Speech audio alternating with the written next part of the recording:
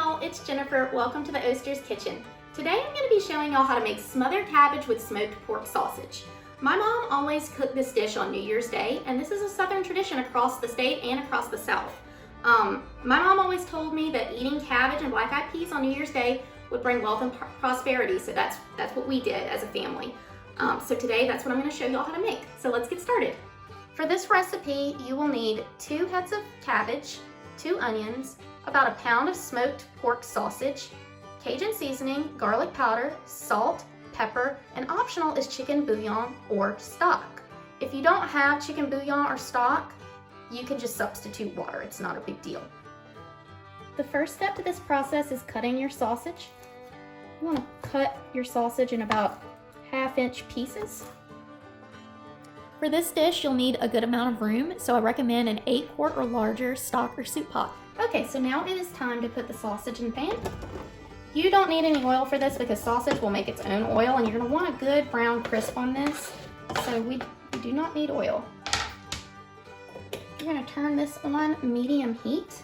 Let it sit for a few minutes, and while this is cooking, you're going to want to cut your cabbage and your onions. Next, we're going to be cutting our cabbage while our sausage is cooking down. You're going to want to wash your cabbage first because cabbage is really dirty. That's why my cabbage is a little bit wet, but that's okay. These are a little bit cumbersome to cut, so what I do is I cut around the core like this. Make maybe 4 or 5 big chunks of your cabbage. It's all going to be smothered down in the end, so it doesn't really matter what it looks like. Now, this middle portion here can be bitter, so I just discard that portion. Okay, our cabbage is completely cut, and as you notice, it's just roughly chopped, and that's what we want because all of this is going to smother down pretty small. Okay, it looks like our sausage is browning pretty good. You see some of the pieces have some browning going on. It's not quite done yet. You want most of the pieces to have browning. While this is finishing, I'm going to go ahead and cut my onions. Alright, next I'm going to cut my onions.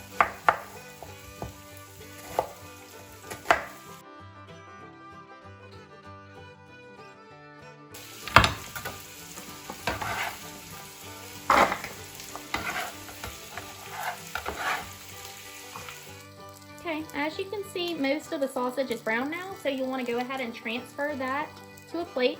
And I don't know if you can see, but there's a lot of little brown residue at the bottom of this pot, and you want that because that's going to give you some flavor when we brown our onions. So you don't want to get rid of all those little brown spots. That's where the flavor happens. Okay, so this is the pot we used to cook the sausage, and we have some residue left, and that's good because it's going to provide some oil to these onions that I'm about to dump in. This is 2 chopped onions. And you're going to put that on medium-low because we were just on medium and the pot is already pretty hot. So you're just going to want to saute these until they get soft. And then we're going to add our cabbage.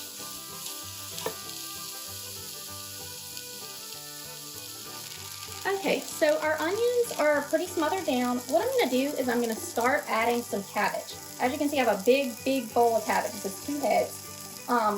I don't put all of my cabbage in at once. I kind of fill the pot and then let it simmer, let it smother, and then add more.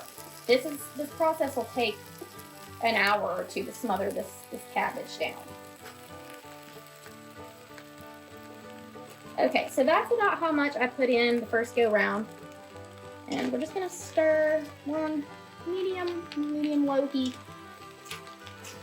You don't want this to burn. This is kind of a low and slow process. Okay, and so it is a little dry, and what I have here is chicken stock that I made with bouillon. You can actually just use water for this, that's fine, but I do find the chicken stock helps to bring out some flavor a little bit. And you can use vegetable stock too. Just add a little bit at a time. I have 2 cups here. Might need a little bit more. If I need more than that, I'll just use water. Alright, so we're going to let this simmer down some. Okay, so the cabbage has been cooking down for about 15 minutes, And over the course of the 15 minutes, every 4 to 5 minutes, I've added a little bit more cabbage to the pot because it's made room by smothering it down. So now I'm going to add some more. We're almost to the bottom of the bowl now.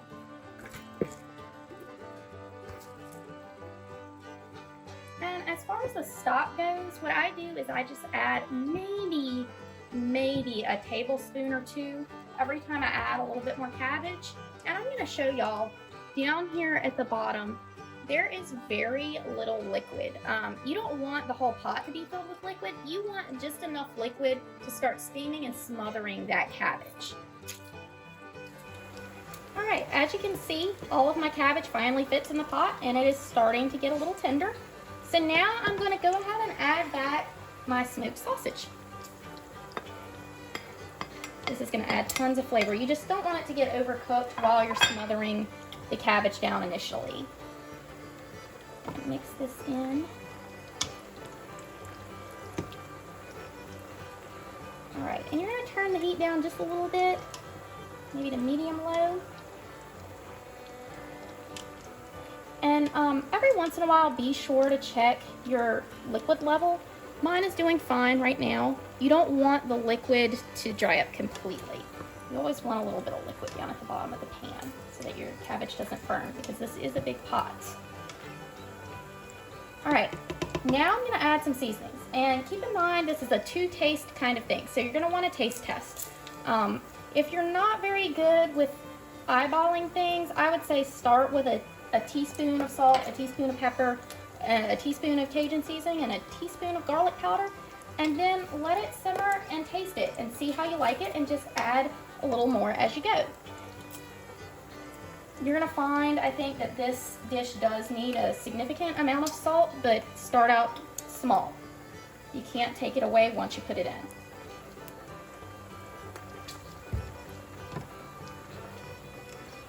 Occasionally, I do find that some types of cabbage are more bitter than others. So at the end of cooking this, if you feel like your cabbage is a little bit bitter, you might need to add just a little bit of sugar, maybe just a pinch, and that should bring the bitterness level down a bit. All right, you're just gonna let that simmer on low. While this is simmering, keep in mind to check it every 10 to 15 minutes for your liquid level, and if your liquid level gets low, just add just a little bit more.